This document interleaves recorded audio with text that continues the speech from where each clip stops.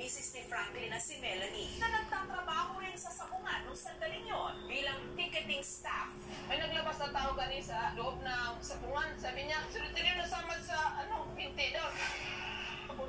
Kita ko naman yung ganyan na siya dito sa bangko. Ang dugo Nabuhusan ng dugo. Sabi ng dugo sa pinti niya siya. Ha? Matay siya.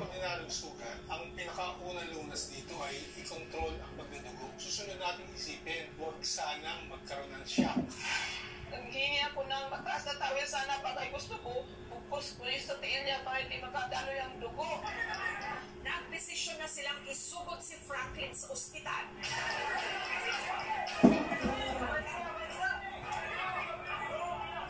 Pero